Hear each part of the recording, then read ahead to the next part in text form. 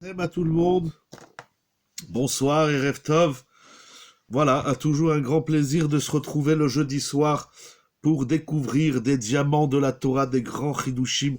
Et ce soir, on va s'envoler très haut, Be'ezrat Hashem, sur le thème le rebondissement de l'être. Qu'est-ce que ça veut dire le rebondissement de l'être? Alors regardez, c'est écrit dans Shemot, Perek Yudbet. Passouk, chapitre 12, verset 28. Perek Yudbet, Passouk Kafret.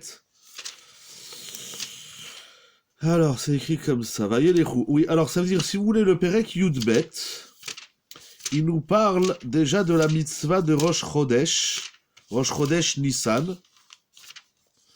C'est-à-dire, on va prendre le début du Perek.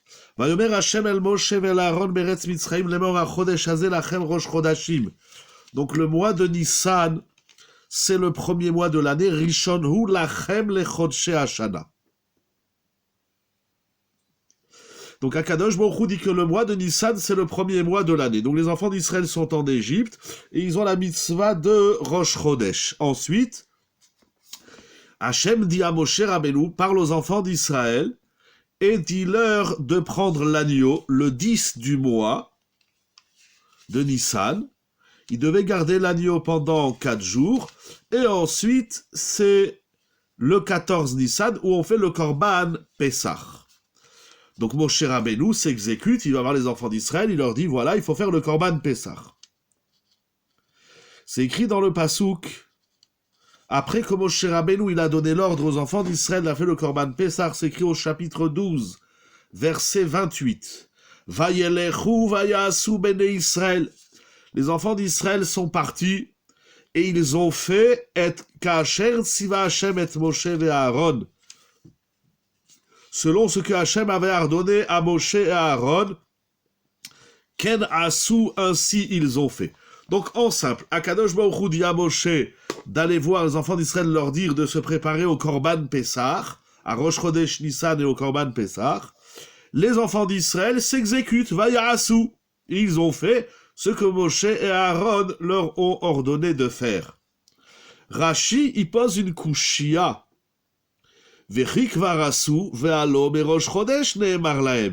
Rashi pose une question qui est très puissante. Qu'est-ce que ça veut dire Vayelechu vayarasu? C'est au moment où Moshe Rabbeinu il leur parle, il dit Rashi, c'est Rosh Chodesh. Or, la mitzvah de prendre le Korban Pessah, c'est pas le premier du mois, c'était le 10. Ils devaient prendre, donc c'est-à-dire ils ont reçu l'ordre le 1er Nissan, le 10 Nissan, ils ont pris l'agneau, et le 14, ils ont fait le sacrifice. Alors, et là, on est le 1er Nissan, donc ils n'ont encore rien fait. Alors, pourquoi la Torah dit ils ont fait? Ils n'ont encore rien fait. Pour l'instant, ils ont seulement entendu, écouté l'ordre de Moshe Rabbeinu, ordonné par Akadosh Baruch Hu. On est le 1er Nissan, donc ça veut rien dire Vayasu. Ils n'ont rien fait. Ce n'est que dans 10 jours, le 10 Nissan, qu'ils vont prendre l'agneau, et dans 14 jours, ils feront le Korban. Alors pourquoi la Torah dit Vayasu alors qu'ils n'ont encore rien fait? Je crois que la question elle est claire. Il répond Rashi, et là, Mikevan shekiblu alehem lasot, kiblu alehem male alehem akatuf keilu asu. Incroyable. Il dit Rashi, étant donné qu'ils ont pris sur, ils ont accepté de faire ce que Moshe leur a dit de faire, Kiblu alehem, il y a ici une Kabbalah, il y a ici une acceptation de la parole de Moshe, ils ont accepté, ils ont dit d'accord, ce que tu nous dis de faire, on fera, on va faire. Alors la Torah, elle considère comme s'ils l'ont déjà fait. Certes, il va falloir le faire, mais la Kabbalah, c'est-à-dire l'acceptation de faire, ils ont accepté, ils ont entendu l'ordre de Moshe, ils ont dit oui, on va le faire. Ça rentre déjà dans le statut, dans le critère de la Asiya. La Asiya, c'est-à-dire l'action, la réalisation de l'ordre, commence au moment où on est Mekabel, au moment où on l'entend, on le reçoit, on l'accueille. Qu'est-ce que ça veut dire? Qu'est-ce que ça veut dire? Aujourd'hui, par exemple, je dis à quelqu'un, je lui donne un ordre, je lui dis fais ça. Tu feras ça la semaine prochaine, dans 8 jours. Il dit d'accord. Ah ben on dit, puisqu'il a accepté, alors il commence, Rachid dit pas il commence en vérité, Rachid dit, on considère comme s'ils ont déjà fait le korban. Qu'est-ce que ça veut dire? Après, c'est l'exécution de l'ordre. Mais l'acceptation de l'ordre, ça s'appelle déjà faire l'ordre. C'est incroyable. C'est incroyable. Qu'est-ce que ça veut dire?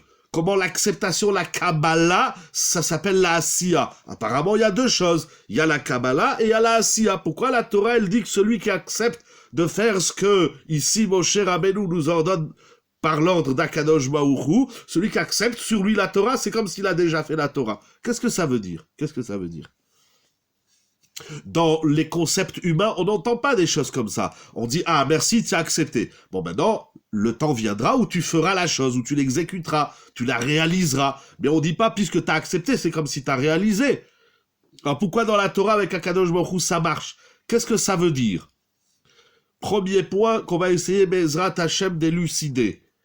Deuxième point, il continue Rashi, Vayelechu vayasu af ha'alicha mana akatuv.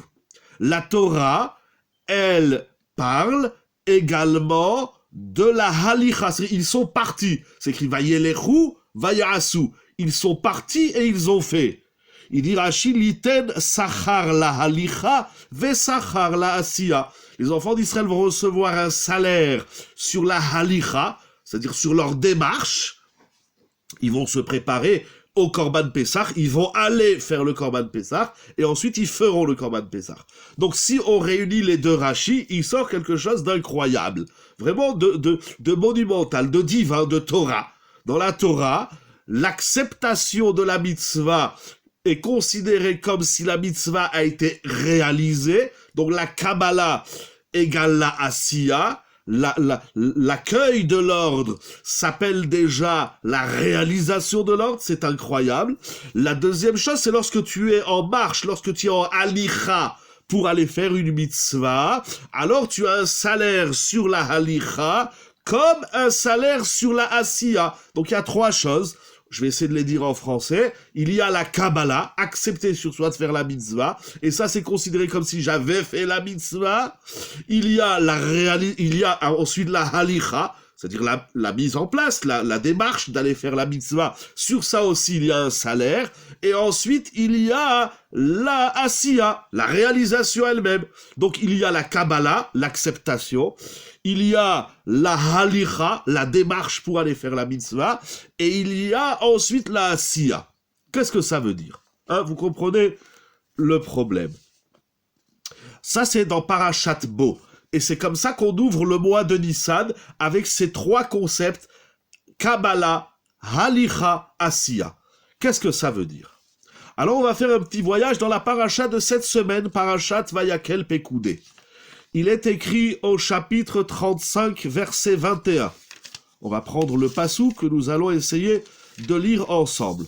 Donc si vous voulez le début de Vayakhel, la Torah nous dit que Moshe Rabbeinu a réuni les enfants d'Israël et il va, c'est les trois étapes de toutes les mitzvot exactement,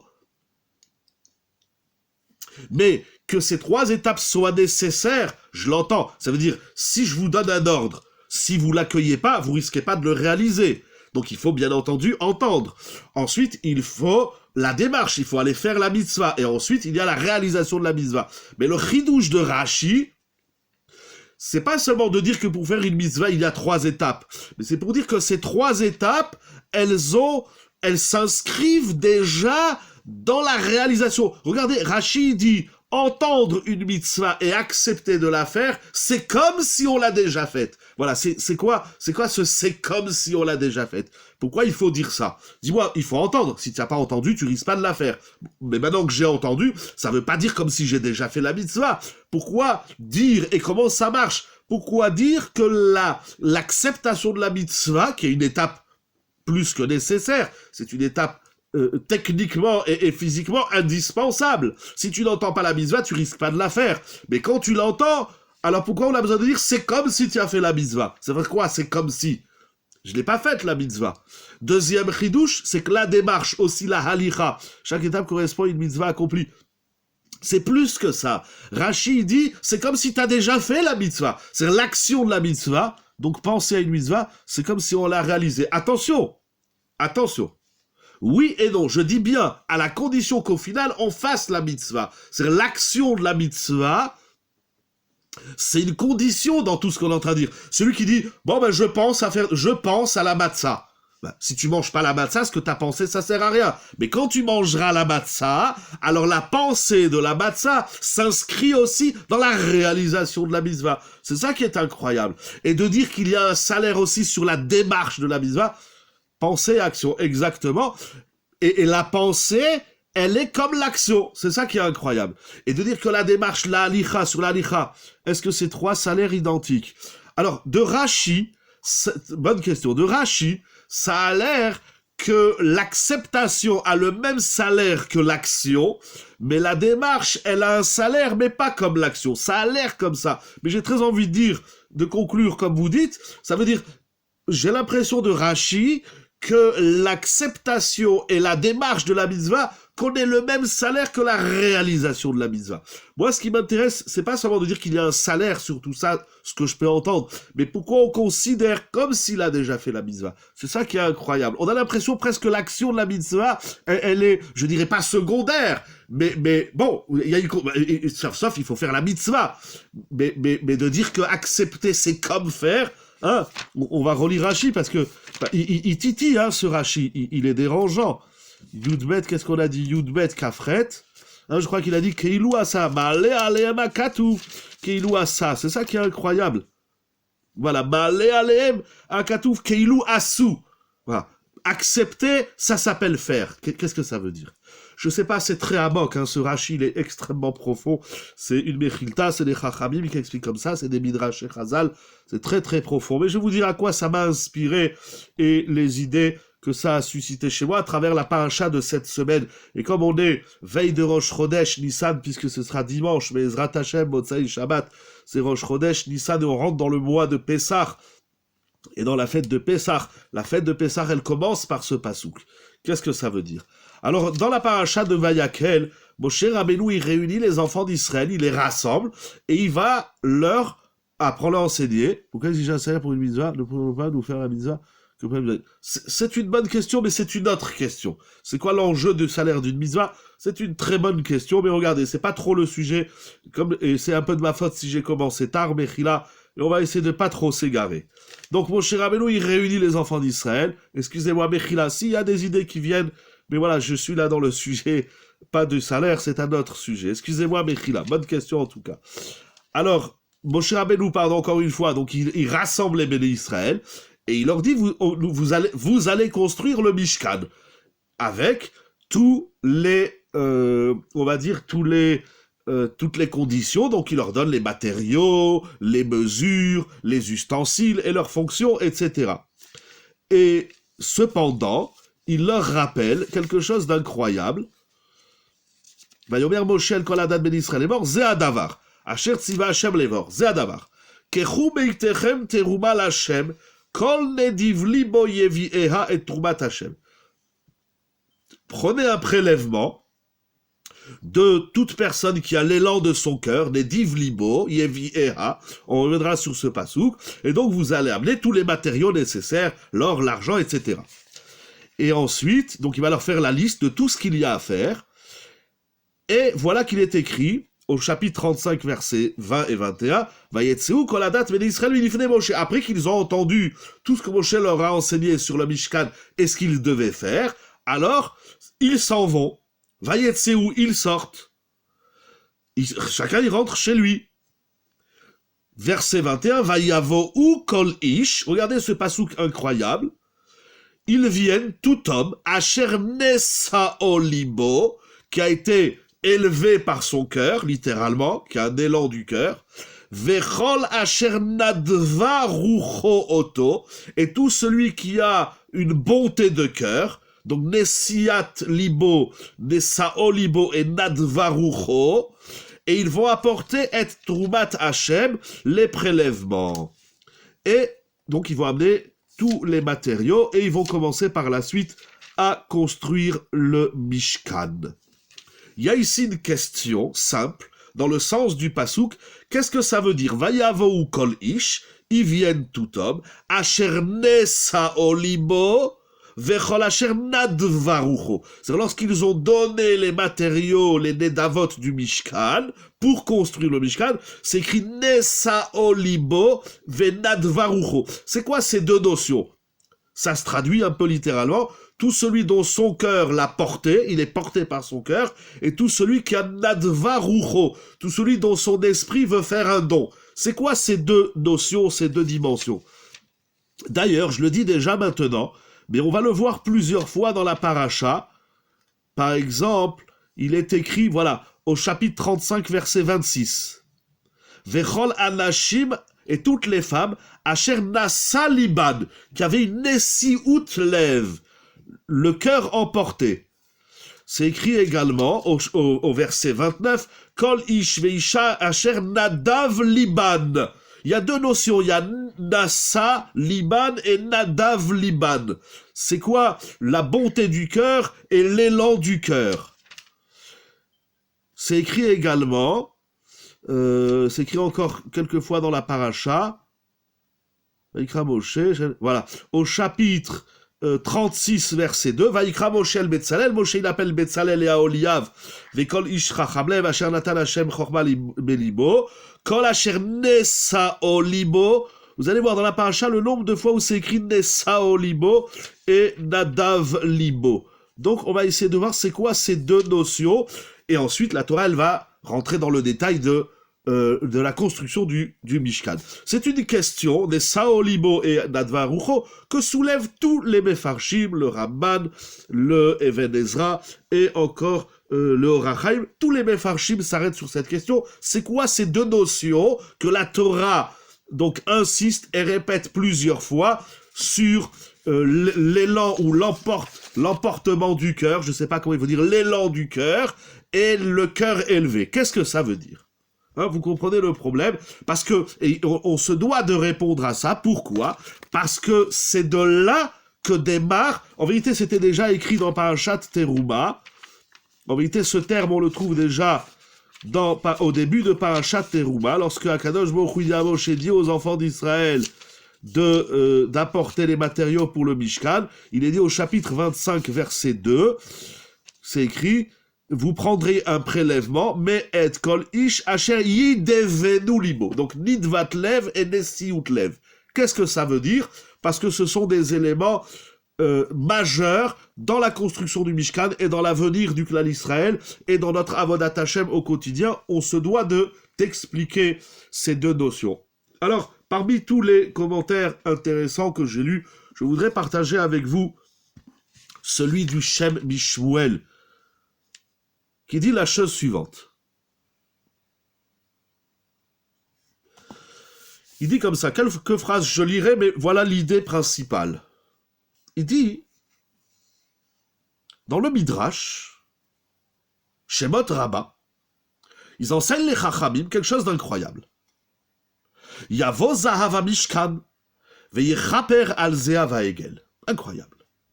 L'or apporté, l'or, le Zahav, apporté pour la construction du Mishkan, Yavo Zahav Mishkan, que l'or du Mishkan vienne, veyechaper al Zahav Egel, et vienne expier, effacer, pardonner la faute du veau d'or. Qu'est-ce que ça veut dire? C'est-à-dire qu'il y a un lien étroit entre l'or, là on est dans le matériau, on est passé, il y a l'élan, le matériau, le travail, etc.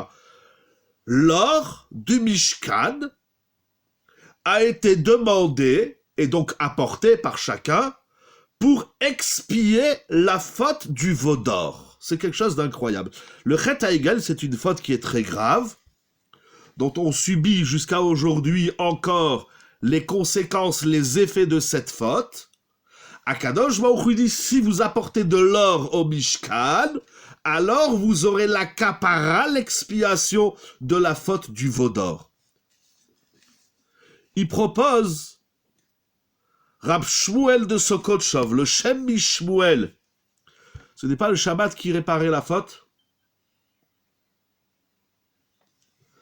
Il y a aussi le Shabbat, vous savez, dans cette faute-là, d'ailleurs il va en parler aussi, mais bon, je ne vais pas parler de Shabbat, mais dans cette faute, en vérité, il y a plein de fautes, on va dire entre guillemets comme ça, il y a plein de choses à réparer. Et le Shabbat, il est venu réparer une dimension de cette faute. La faute, elle est composée de plein d'éléments, physiques, intellectuels, spirituels, etc. Il fallait réparer tous les éléments. C'est comme quelqu'un qui amène sa voiture chez le garagiste, on dit, il y a un pneu à changer, il y a un rétroviseur. Ah bah alors qu'est-ce qu'il fait et on va dire le contact. Ah bah alors qu'est-ce qui fait que la voiture elle marche pas? Eh ben c'est le pneu et c'est le contact. Oui, mais ça il faut réparer les deux. Et après la voiture elle peut rouler. C'est pas une faute. C'est d'ailleurs on le voit dans les Rishonim, si on réunit le nombre de commentaires qu'il y a sur la faute du veau d'or, on va rencontrer une multitude de fautes. Bon, on va revenir sur la faute du veau d'or. Midrash incroyable. Le Mishkan nous a été ordonné pour pardonner la faute du veau d'or. Comment ça marche? Le Shem Mishmuel, il dit quelque chose d'exceptionnel, Moraï Verabotai, que je vais lire avec vous. Il dit comme ça. Ba'asher Israël ayu medukaim me'od ushfelim bene atzmam mechamat chet ha'egel. Les enfants d'Israël, après avoir commis la faute du veau d'or, ils étaient extrêmement déprimés. Medukaim me'od, ils étaient cassés. Peut-être même ils s'en voulaient, ils se reconnaissaient pas dans cette faute. Ils ont un sentiment, quand on fait une avera, on a un sentiment de dikaon, d'abandon, de yiush. Ushfelim bene atzmam. Et le regard que l'homme il a sur lui après qu'il a commis une faute, c'est un regard très bas. Il se sent sali, il se sent diminué, il se sent nul, comme on dit aujourd'hui. Ah, je suis nul d'avoir fait ça. Comment j'ai pu faire une chose pareille? Ils étaient au bas de l'échelle. Ils étaient à ras le sol.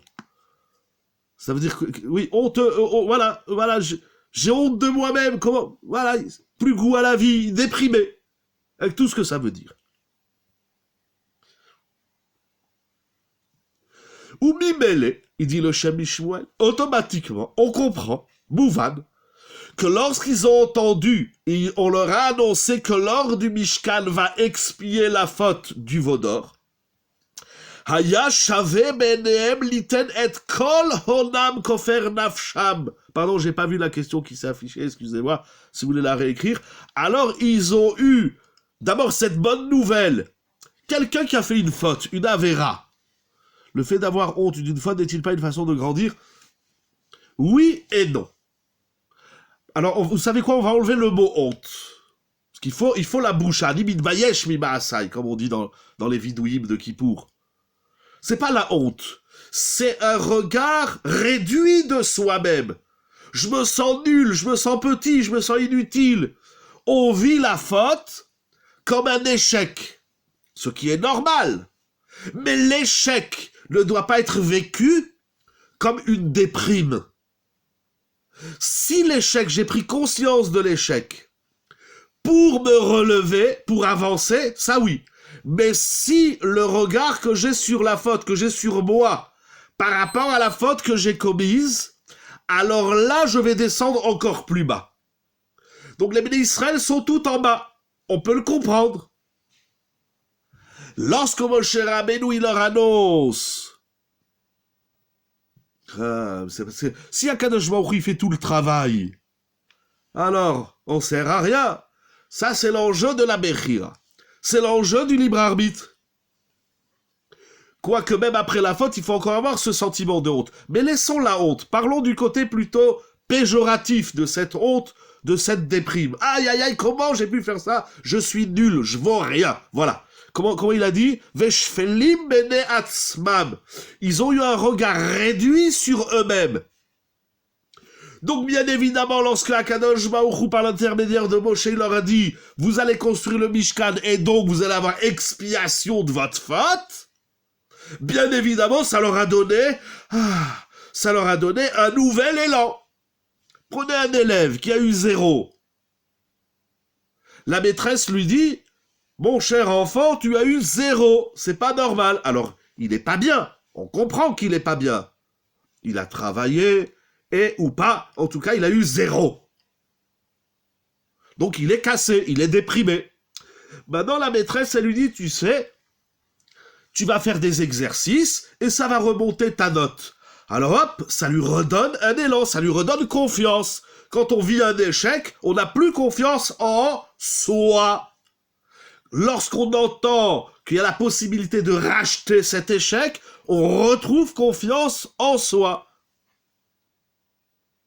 Alors seulement, il dit le Shem Mishmuel, étant donné qu'ils ont eu cette bonne nouvelle, alors là, ils ont été pris d'un élan fougueux, d'un élan immense.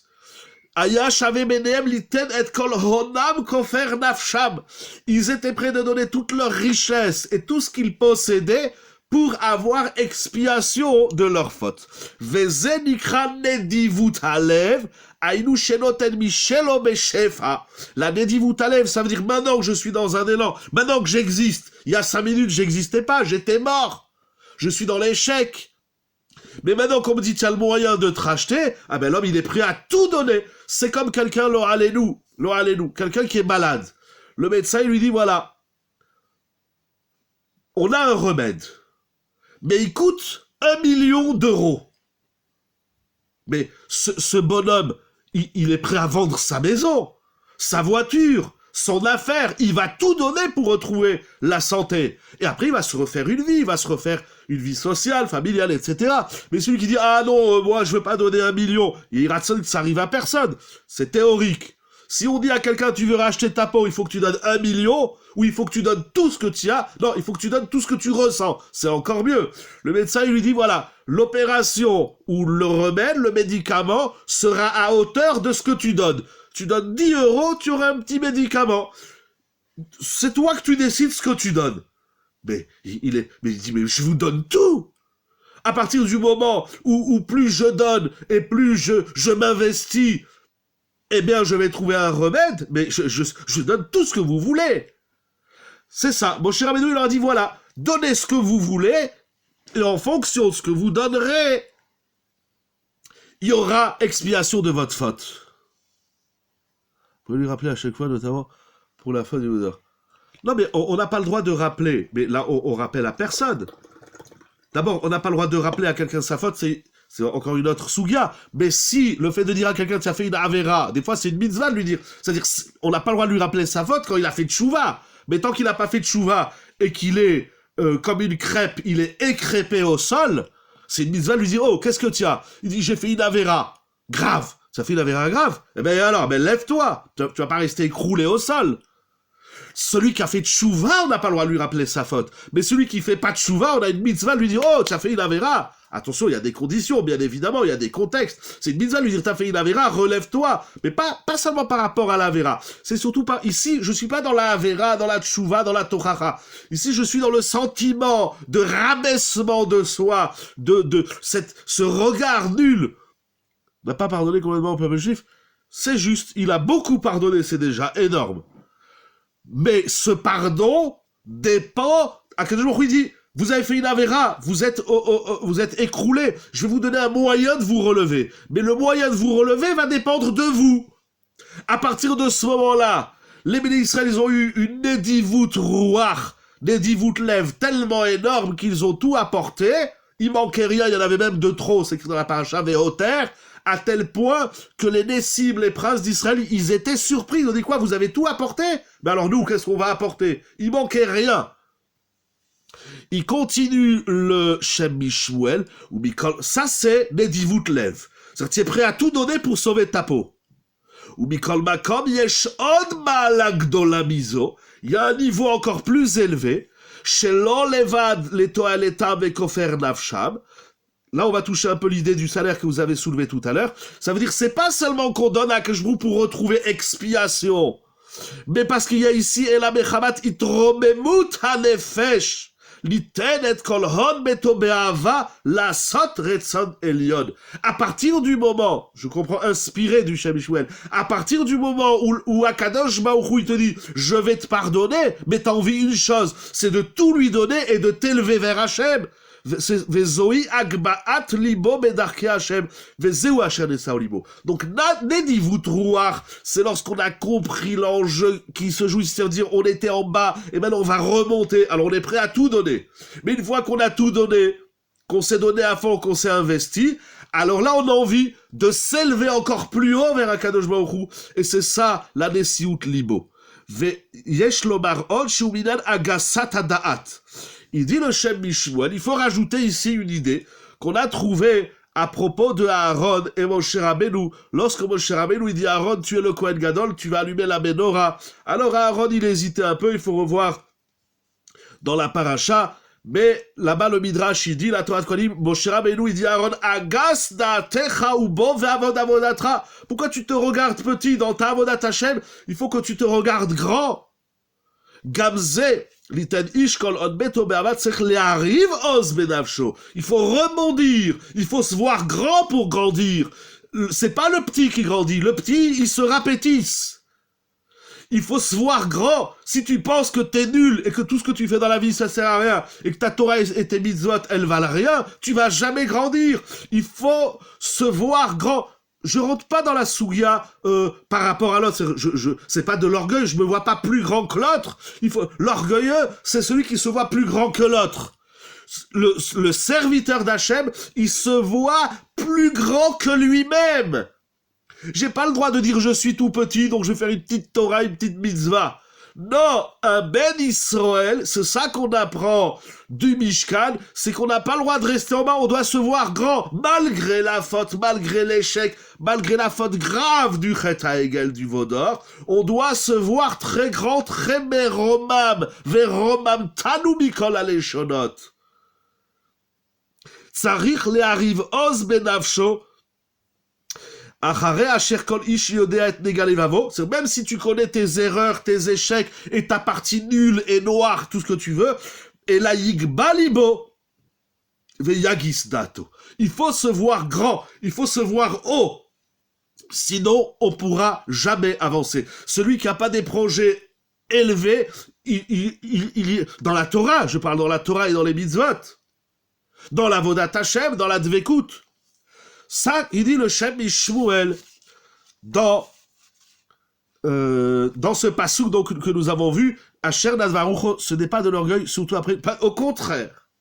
Non seulement ce n'est pas de l'orgueil, j'ai dit l'orgueil, c'est si je me sens plus haut que l'autre.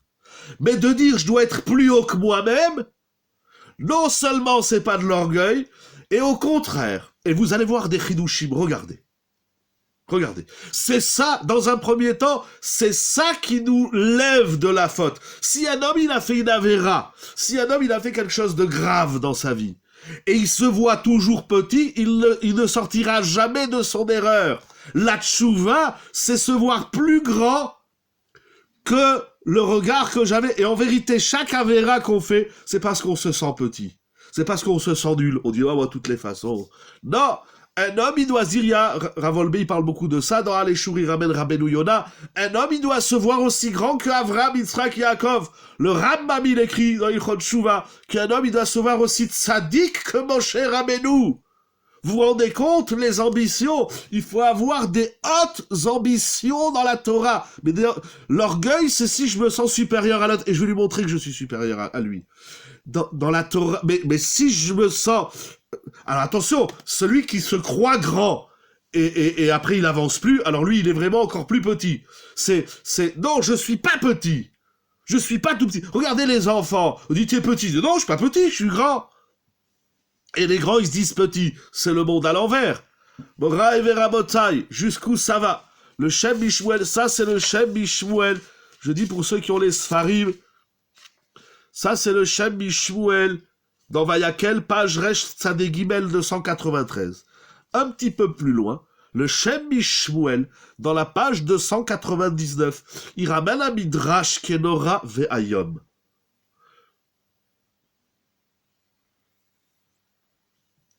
Qu'est-ce qu'il dit le Midrash?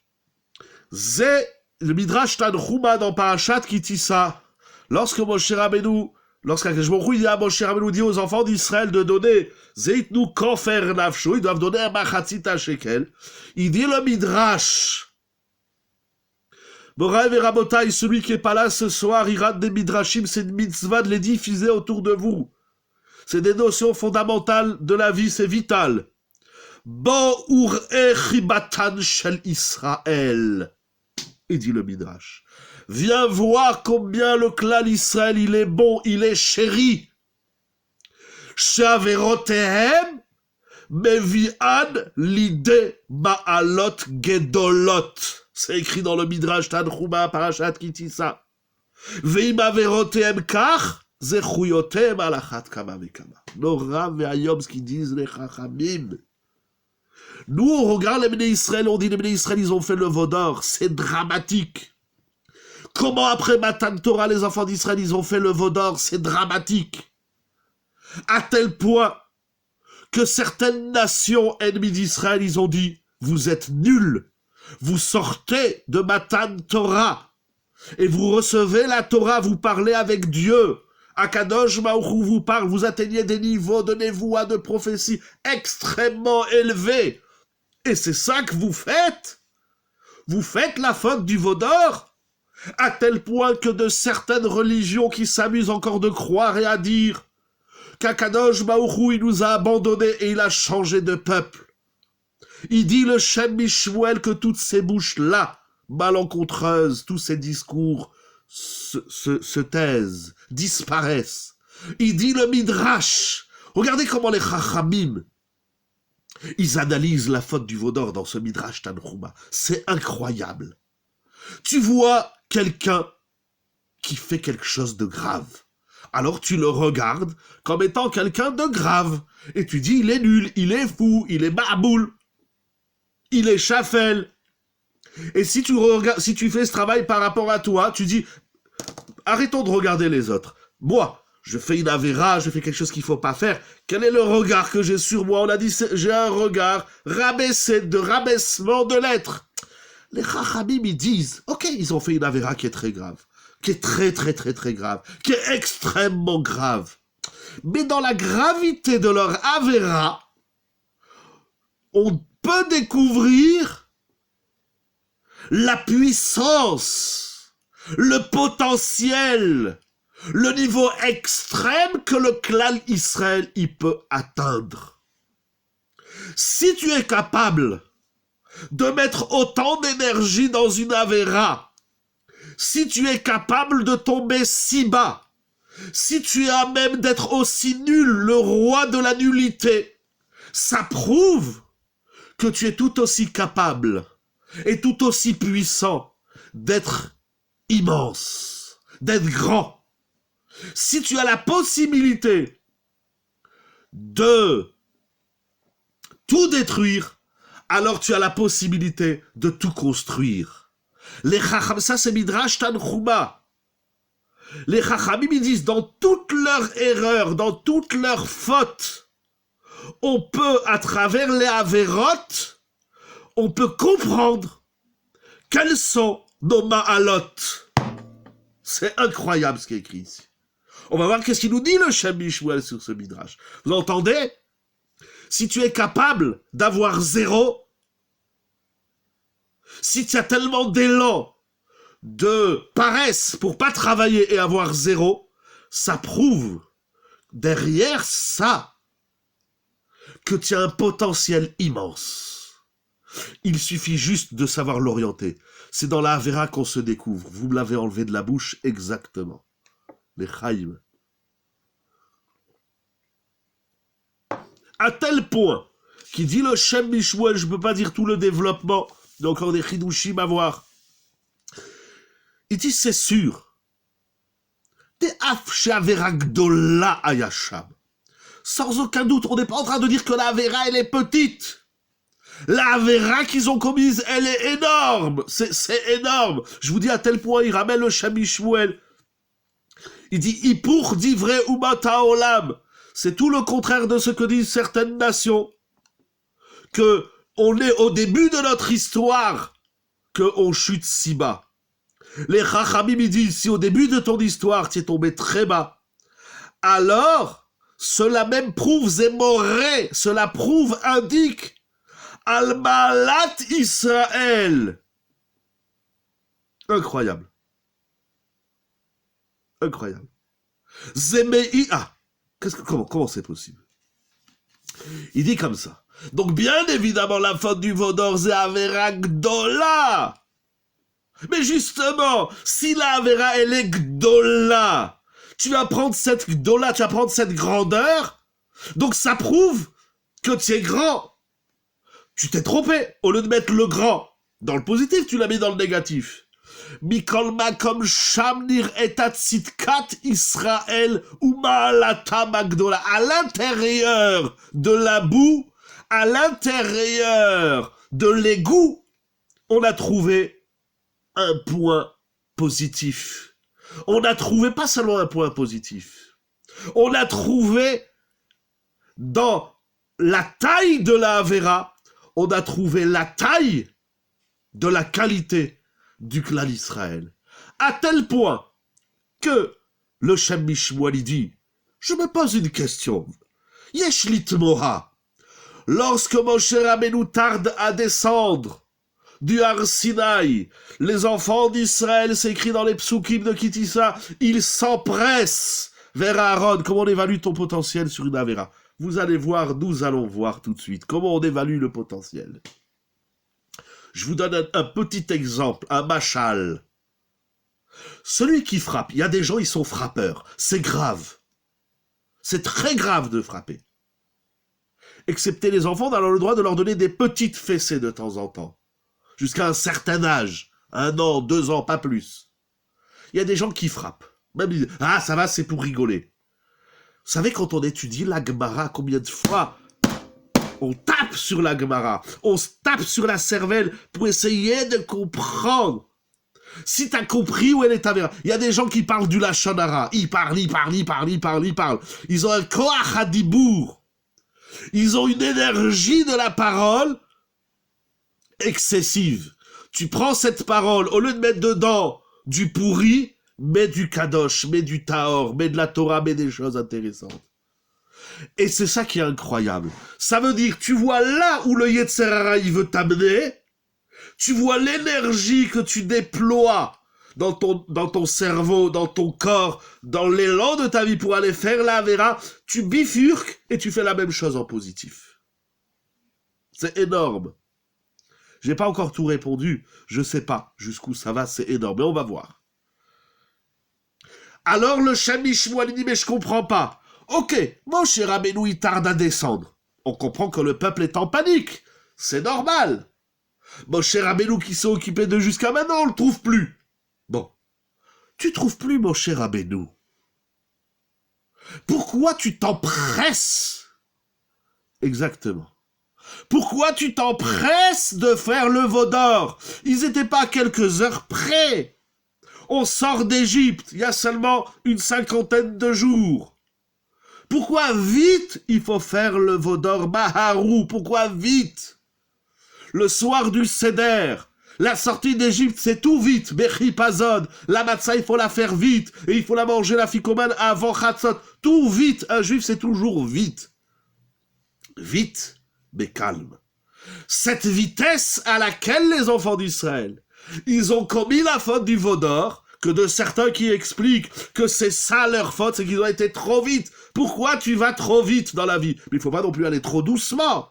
C'est quoi la limite entre le chametz et la matzah? C'est 1 seconde. Si tu l'as fait trop vite, elle rate. Si tu l'as fait pas assez vite, c'est du chametz.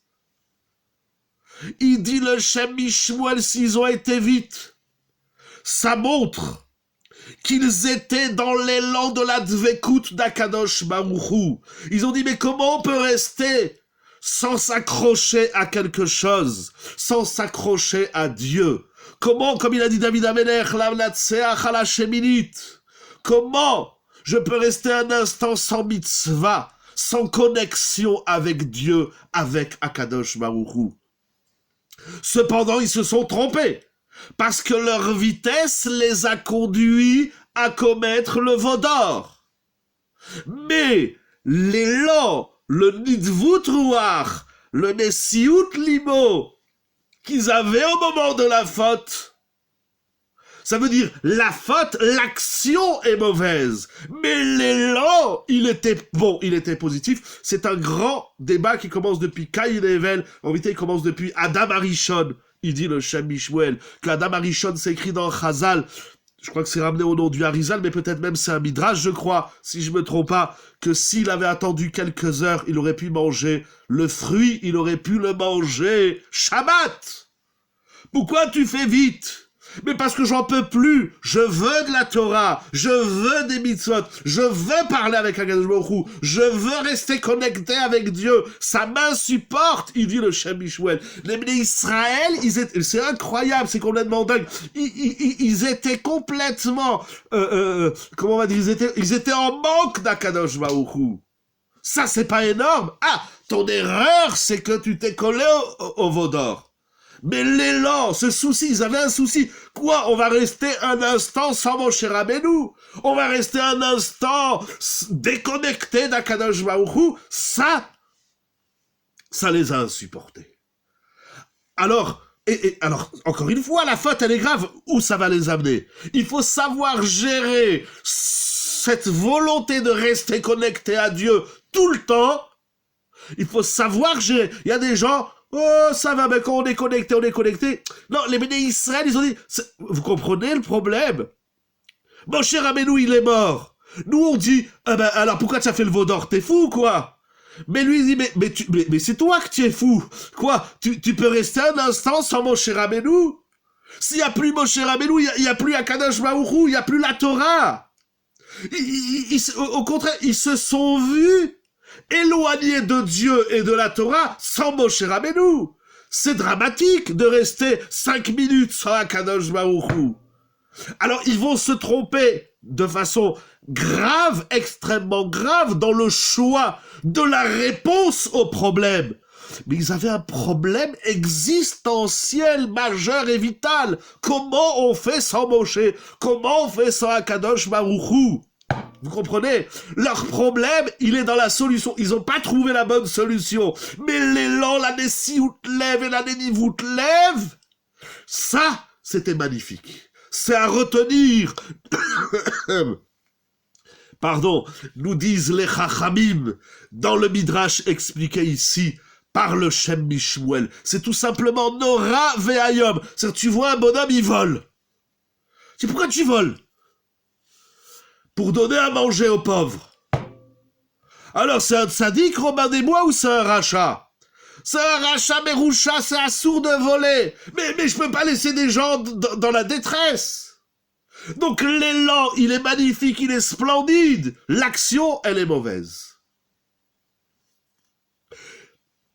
Et il fallait reprendre cet élan et le ramener dans le Mishkan. Il fallait... C'est comme ça qu'ils ont réparé leur faute. Ce même élan, je l'ai pas retrouvé, j'ai cherché avant le chiour, mais vous vous rappelez, j'avais ramené il y a quelque temps la Gemara dans ma Sechet Brachot. D'après certaines versions, le En Yaakov, le Maharal et d'autres, Mefarshim, qui dit, la Gemara qui dit que le voleur, même lorsqu'il est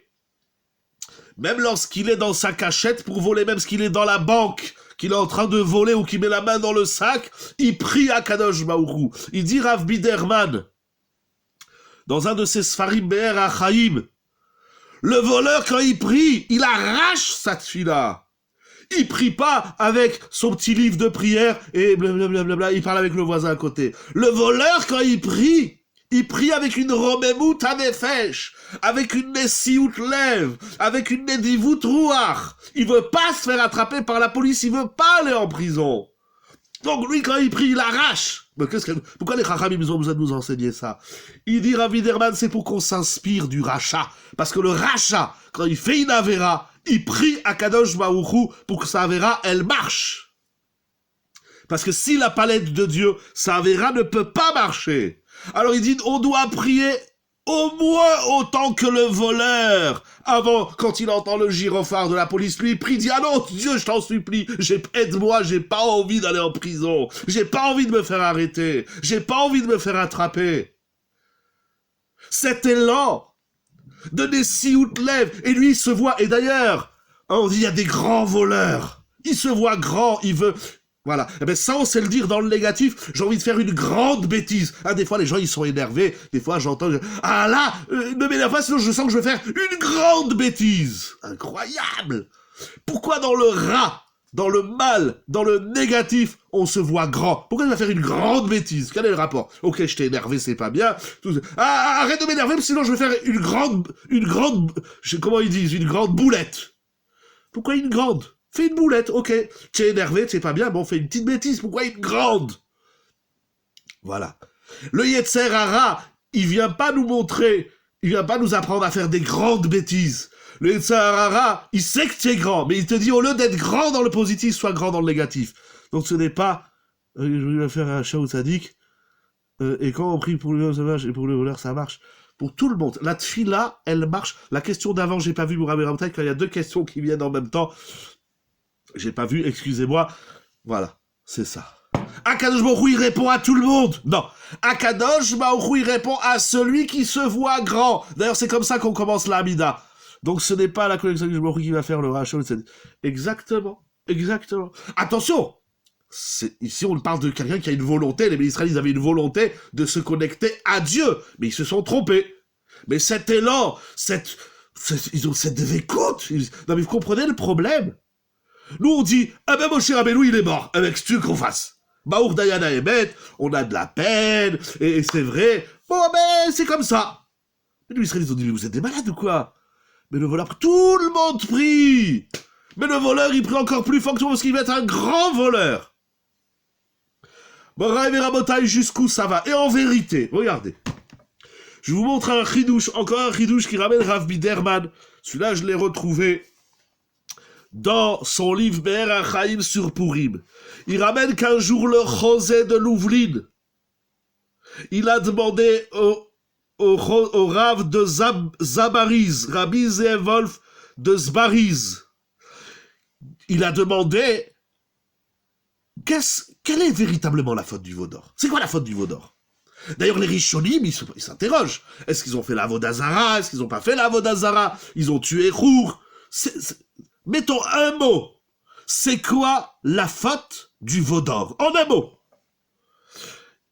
Alors, le Rav de Zabriz, qui était le Talmid du Chosé de Lublin, les Hébreux étaient sous le joug de l'esclavage en faisant le Hegel. Ah, j'ai pas eu le temps, c'est un petit peu trop long, j'ai pas eu le temps de lire Mechila, c'est vite parti. Mechila que je vous fais réécrire à chaque fois, excusez-moi, Mechila. Donc, en faisant le Hegel, ne voulait-il pas s'approcher aussi du joug de Chaz Veshalom? D'après le Shem Mishmuel, attention, je suis dans le Shem Mishmuel. D'après le Shem Mishmuel, non, il voulait pas il voulait pas se dédouaner d'Akadosh Baruch Hu. Au contraire. Vous comprenez le problème? Comment on va faire sans Moshe Rabbeinu? Comment on va faire? Comment on va faire sans ce maître qui va nous connecter à Dieu? Alors, ils se sont trompés sur le choix de la réponse, mais la question, elle était valide. Un jour, le Chosé de Louvlin, il a demandé à son élève, Rabbi Zeev Wolf de Zbariz, dis-moi en un mot, quelle est la faute du Vaudor? Alors l'élève était surpris. Il a dit au Chosé de Louvlin, quelle est la faute du Vaudor? Mais dans la Torah, c'est clair. C'est clair dans la Torah qu'ils ont fait Avodazara.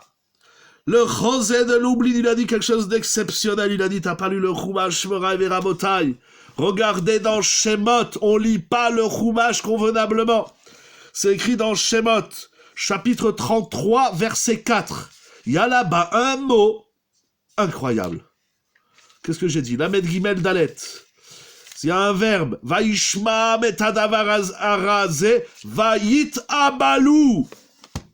Ils ont pris le deuil, ils ont dit quoi? On a fait une avéra si grave que qu'énerve Akadosh Baruch Hu, ils se sont endeuillés. Il dit le Chosé de Lublin. C'est ça leur erreur. Au contraire, t'as fait une avéra, t'as fait le Vaudor. Ne perds pas l'élan de ta vie, c'est ça ta avéra. Au contraire, si tu es conscient de ton échec, ne t'enfonce pas davantage dans la boue. Au contraire, quelqu'un qui a glissé et il est dans la boue, qu'est-ce qu'il fait? Il reste là-bas dedans. Moraï et Rabotai, un peu de sérieux, on prend pas notre vie au sérieux.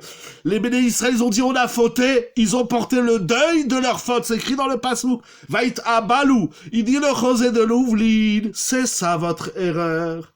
C'est comme il a dit le Shem Mishmuel au début, c'est ça, vous avez fauté, vous êtes Medoukaïm, vous êtes dans la déprime, tu t'enfonces encore plus dans le problème.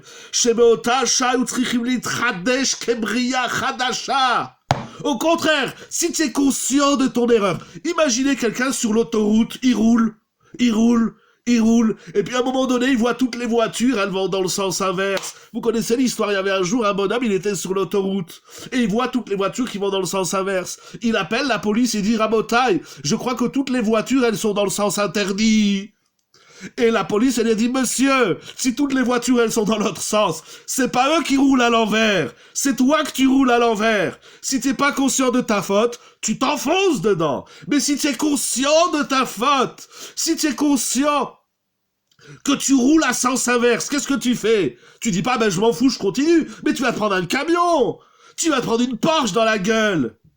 Au contraire, tu dis, il faut que je fasse vite demi-tour. Il faut que je corrige vite mon erreur. Il faut surtout pas, faut apprendre à tourner la page. Si vous voulez, on peut dire comme ça, ou faut apprendre à ne pas. Oui, mais le problème de tourner la page, on peut jouer sur les mots. Dans la page où tu es, ne la bousille pas, ne l'écrase pas. T'as fait une erreur, quelle qu'elle soit, ne dis pas, tant pis, mais tant pis quoi? Mais tu vas t'écrouler encore plus. Par exemple, culpabilité. T'as fait une erreur. Ok, on avance, on fonce, on rebondit même on apprend de ça, Vera. On dit, quoi? Je suis capable de manger du cochon. Je suis capable de dire du lachanara. Je suis capable de pas me lever le matin à la tfila. Je suis capable de faire une mauvaise tfila. Je suis tout autant capable de faire le contraire. Tout simplement. C'est ça le Yetzerara et le Yetzeratov. C'est ça le Olam Yariz Adam Yetzeratov Ima Yetzerara. Le Yetzeratov, il dit au Yetzera, vas-y, avance. Montre-moi ce que tu sais faire. Et après le Yetzeratov, il récupère l'erreur. Il récupère l'élan. Vous avez compris, mon rêve et Rabotai. Il dit le Chosé Milouvlin, je vais vous le lire. Ki beotasha yutzrichim litradesh kibria chadasha. Velo livkot ou leitamel. T'as fait une erreur, arrête de pleurer. Rav Kleenex, dai, Rabotai. Laissons-le tranquille. Arrêtons de faire la iloula du Kleenex. Arrête de pleurer. Arrête de t'endeuiller vélo livkot ou les tabelles. Zé aya ikararet. C'est pour ça que Moshe Rabbeinu n'est pas rentré en Eretz pour que les Israël soient dans la dépendance de Moshe. C'est un autre sujet. C'est une bonne question. Je vois pas obligatoirement de lien ce soir, mais Morav et Rabotai, comme il est tard, je voudrais terminer avec un chidouche incroyable. Du Sfat Emet. On va conclure avec le Sfat Emet. Parce que vous savez, bon, vous avez posé une très bonne question, Mechila, parce qu'il est un peu tard, mais restons dans le Kivun. Le Sfat Emet. Regardez, on a commencé à lire les psukim de Vayakel. Et Moshe Rabbeinu, il en dit, Kechu meitechem teruma l'Hashem. Prenez de chez vous un prélèvement pour Hachem. Kol nediv libo yevi'eha. Que tout celui qui a l'élan de son cœur, qu'il amène cette terouma à Akadosh Baruch Hu. Moraï Verabotai, si vous êtes là pour écouter ce Sfat Emet, votre vie, elle va se transformer, et celle de tout le clan Israël et du monde entier. Je vous dirais un chidouche du Sfat Emet, la vie, c'est plus la même. Moi, j'ai compris dans le Passouk, et au vu de ce qu'on a expliqué, c'est-à-dire, tiens, l'élan, cet élan-là, et donc, bien sûr, avant de finir avec le Sfat Emet, je vais pas vous le vendre comme ça, maintenant, je comprends qu'est-ce qu'il a dit Rashi, vous vous rappelez, au début, j'ai ramené Rashi, qui dit, dès que vous avez reçu, celui qui reçoit une mitzvah, c'est comme s'il l'a fait, c'est l'élan de la mitzvah, et même la halicha, c'est chaque étape de la mitzvah, la Kabbalah, c'est pas facile d'entendre une mitzvah. Quand le rabbin, il te dit, tes tefilin, ils sont psoulim, ou ta matzah, elle est pas cachère, arrête d'acheter tel air cher, Morav et Rabotai, bientôt c'est Pessah, il faut faire attention à ce qu'on met dans la bouche. Ça t'énerve quand le Rav, il te dit, ne mange pas cette matzah, ne mange pas ce air cher, ne prends pas tel produit, n'invite pas celui-là et celle-là, mais invite plutôt celui-là. Ça énerve un tsivouille, on n'aime pas les ordres. Donc d'accepter, ça exige un rebondissement de soi, ça exige un déploiement d'énergie qui prend toute la personne. Et même la halicha d'aller, des fois on dit, ça va, je vais la faire la mitzvah, ça va. Non, ça va pas. Tout de suite, mechipazon. Vite, mais pas trop vite. C'est ça qu'il dit, enfin c'est ça, Adiloda, qu'est-ce qu'il dit Rashi, mais ça m'a inspiré que même l'élan acharné d'avorucho, de Saolibo, et Saol apprend du Chet Hegel, Moraï Verabotaï le Sfatemet, il dit quelque chose de Nora Veayom. Moi j'ai compris, ce que tu amènes à Hachem, par exemple tu amènes ça à Kadosh Baruch Hu, alors au lieu de l'amener et que tu tires la patte, comme si tu as un boulet de canon derrière toi, tu vas l'amener avec l'élan. Le Sfatemet il dit, tu sais pas lire le pasouk. Kol lediv libo yevia. Qu'est-ce qu'on doit amener au Beth Amikdash? Certes de l'or et de l'argent, mais la vraie chose qu'on doit amener au Beth Amikdash, c'est l'élan lui-même. Vous avez compris ce qu'il dit le Sfatemet? C'est pas tu amènes avec élan, mais tu prends ton élan et tu l'offres à Kadosh Baruch Hu. Je vais vous le lire parce que c'est plus que du miel, de l'or et des diamants. Quand les divli boyevié a et troumat Hashem, pirouche les avi im kol anedivut shebo. C'est-à-dire, les aniar kol aratson shebalev, bezot anedava. Il fallait mettre dans ce don toute l'anesi ou tout le ratson.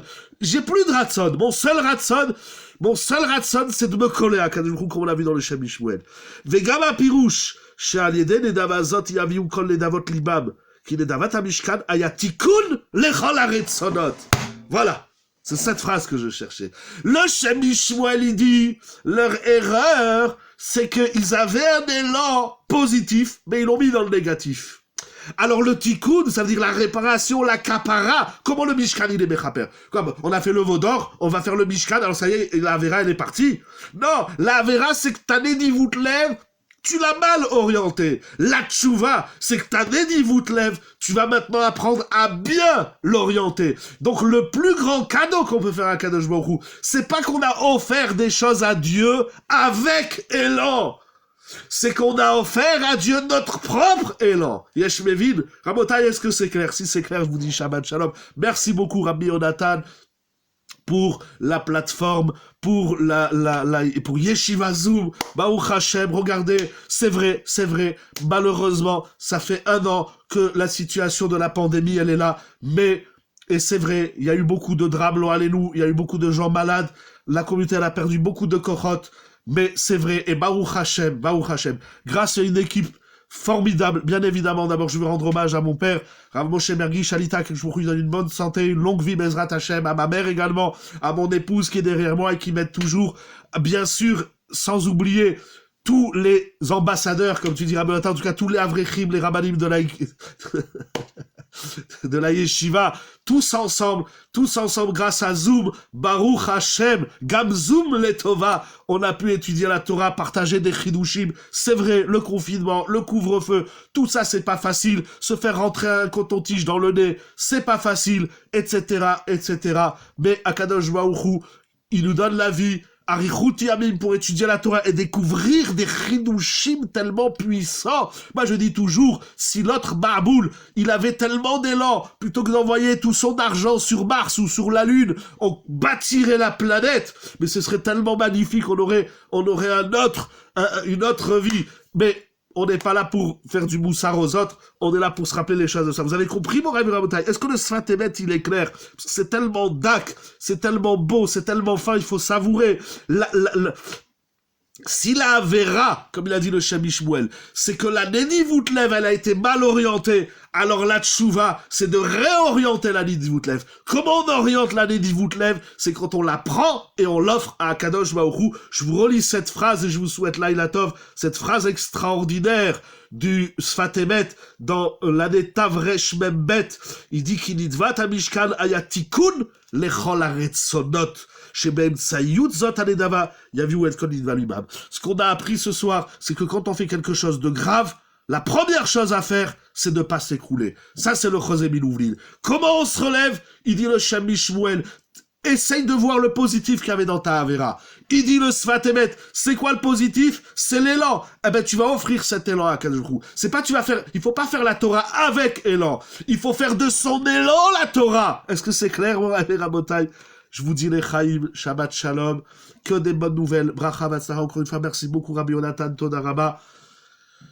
Voilà, Laila Tov, Besorot Tovot, via Chodesh Hazeh, que Rosh Chodesh cette semaine, Shabbat Shalom, Besorot Tovot, que ce Rosh Chodesh Nissan, préparons-nous ce Shabbat, Vaya Kalpikudé, où on termine Shemol, la construction du Mishkan, inspiré de ces Mefarshim et de tout ce que vous allez lire encore et de tous les Mefarshim de la Torah, Bezrat Hashem, pour construire un réel Mishkan. Et le réel Mishkan, c'est ça, c'est donner son Ratzana, et c'est pas évident. Et puis c'est pas évident, c'est ça qu'il a dit Rashi dans Parashat Bo, c'est qu'il y a un salaire sur chaque petit ratson qu'on offre à Kadosh Baruch Hu. On est chaper le Chet HaEgel. Et heureusement qu'Akadosh Baruch Hu, il n'a pas pardonné complètement le Chet HaEgel, parce que c'est ça qui nous permet à nous aujourd'hui, il y a des midrashé Chazal comme ça, c'est ça qui nous permet à nous aujourd'hui d'apprendre à offrir nos Retzonot à Akadosh Baruch Hu. Je sais que ce que je dis, en vérité, voilà, le shiur il est terminé, en vérité ce que je dis c'est complètement ouf. Vous savez pourquoi? Parce qu'on est dans un monde où on nous dit au contraire, vis ta vie comme tu ressens. Tu as des Retzonot, eh ben t'as envie, fais ce que tu as envie dans ta vie. Ça, c'est contre la Torah. Dans la Torah, on fait pas ce qu'on a envie. On prend notre envie et on lui dit à notre envie, au lieu d'avoir envie de manger du chocolat, il faut que tu aies envie, alvaï, moraï, verabotaï, qu'on ait le même élan, la même dvekout qu'ils ont eu le Chet HaEgel, que nous l'ayons dans notre Torah, dans nos mitzvot. Mais Zrat Hashem, la fête de Pessah arrive à grands pas, avec des centaines et de halachot et de dinim et des dizaines de mitzvot, et qu'on passe cette année, Bezrat Hashem, un Pessah amiti, un Pessah plein de Hitlahavut, plein d'élan, plein de Ratzon Hashem, pour qu'Akadosh Baruch Hu, il réside parmi nous, pour la gloire d'Akadosh Baruch Hu. Merci Rabbi Yonatan, merci à vous tous. Shabbat, Shalom, voir qu'Akadosh Baruch Hu, il vous donne des brachot, des rivières et des cascades, un monde, un univers de bracha. Shabbat Shalom qui est là, Shabbat Shalom, ou mevorach lechaim besorot tovot. Shabbat Shalom. Lechal lemach, toda rabba, Shabbat Shalom.